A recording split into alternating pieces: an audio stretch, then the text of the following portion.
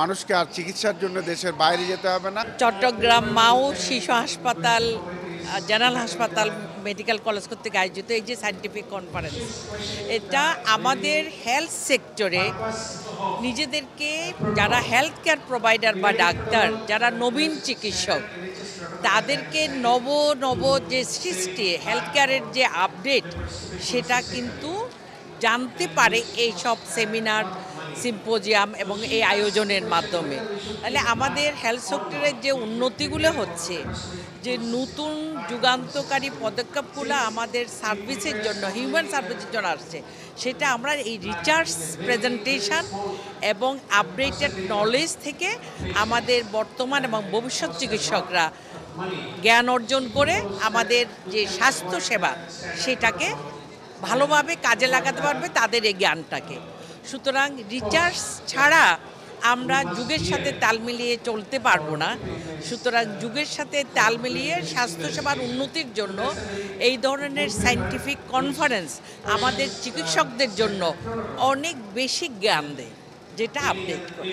আমি ডক্টর শেফাতুর জাহান, fourth international conference Chittagong মা ও শিশু হসপিটাল মেডিকেল কলেজ, এবং এই ধরনের কনফারেন্সগুলো আমাদের চিটংয়ে সবগুলো হসপিটাল এবং প্রাইভেট এবং সরকারি হসপিটালে এখন রেগুলার হচ্ছে।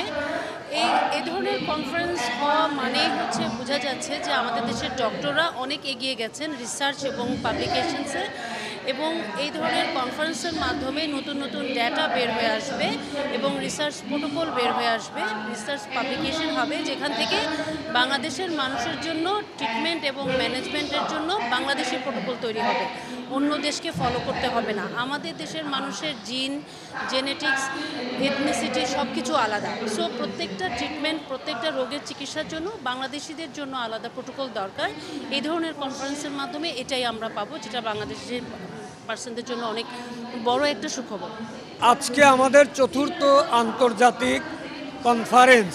এই কনফারেন্সের প্রতিপাদ্য হচ্ছে exploring newer Horizon in multidisciplinary research, অর্থাৎ চিকিৎসা জগতের রিসার্চ ছাড়া কোনো ভালো ফল আসে না, এবং রিসার্চ লব্ধ যে জ্ঞানটা আসে, মানে বর্তমান সময়ে সাম্প্রতিক চিকিৎসা জগতে, চিকিৎসা বিজ্ঞানে কি চলছে, কি তথ্য পাওয়া যাচ্ছে, সেই তথ্যের আলোকে সাম্প্রতিক চিকিৎসা কি দেওয়া যাচ্ছে, এই সমস্ত চিকিৎসাগুলো এখানে বিস্তারিত আলোচনা হচ্ছে গবেষণাপত্রের মাধ্যমে। এবং এই লব্ধ জ্ঞান আমাদের রুগীদের জন্য অত্যন্ত উপকারী হবে। রুগীরা আধুনিক চিকিৎসা পাবে।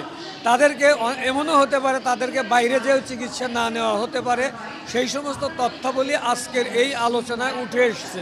এখানে প্রায় 89টা গবেষণাপত্র উপস্থাপন করা হচ্ছে, দেশি এবং বিদেশি, এখানে সব মিলিয়ে আজকের এই আয়োজন।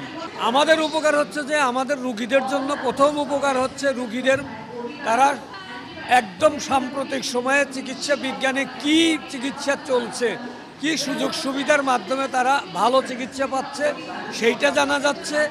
আর নবীন এবং প্রবীণ উভয় ধরনের চিকিৎসকদের সম্মিলনে তারা অত্যাধুনিক জ্ঞান আহরণ করছে, যেটা তারা রুগীদের ক্ষেত্রে প্রয়োগ করতে পারছে। আজকে চতুর্থবারের মতো প্রায় 750 জনেরও অধিক চিকিৎসক, আজকে দেশি বিদেশি চিকিৎসক আজকের এই কনফারেন্সে যোগ দিয়েছেন। অনেকগুলো পেপার আজকে প্রেজেন্টেশন এখানে হবে। আমার দৃঢ় বিশ্বাস চিকিৎসা বিজ্ঞান অধ্যবসায়ের একটা বিজ্ঞান, এবং এখানে একে অপরের কাছ থেকে শেখার অনেক সুযোগ আছে। আজকে যে প্রেজেন্টেশনগুলো হবে সেখানে আমাদের নবীন চিকিৎসা বিজ্ঞানীরা, প্রবীণ চিকিৎসা বিজ্ঞানীদের কাছ থেকে অনেক কিছু শিখবে, এবং তারা একে অপরের সাথে ভাব বিনিময় করতে পারবে, এবং বাংলাদেশের চিকিৎসার জন্য তারা গুরুত্বপূর্ণ ভূমিকা পালন করতে পারবে বলে আমি মনে করি। তবে এই জন্য আমি চট্টগ্রাম মা ও শিশু হাসপাতাল মেডিকেল কলেজ টিচার্স অ্যাসোসিয়েশনকে আন্তরিক ধন্যবাদ জানাই এই ধরনের একটা ধারাবাহিকভাবে আয়োজনগুলো করার জন্যে। আজকের যে আয়োজন, সেই আয়োজনের মতো যদি বাংলাদেশের সকল প্রাইভেট মেডিকেল কলেজগুলো, সরকারি মেডিকেল কলেজগুলো আয়োজন অব্যাহত রাখেন, তাহলে বাংলাদেশের চিকিৎসা বিজ্ঞান অনেক দূর এগিয়ে যাবে বলে আমি বিশ্বাস করি। মানুষকে আর চিকিৎসার জন্য দেশের বাইরে যেতে হবে না এবং বাংলাদেশি চিকিৎসা ক্ষেত্রে সম্পূর্ণতা অর্জন করবে বলে আমি বিশ্বাস করি। Absolutely essential for communication between clinicians and experts to grow not only knowledge but expertise and share that knowledge so that everyone may benefit. So I'm Dr. Paul Mannering and I am working as a small biotechnology company bringing precision medicine to Bangladesh.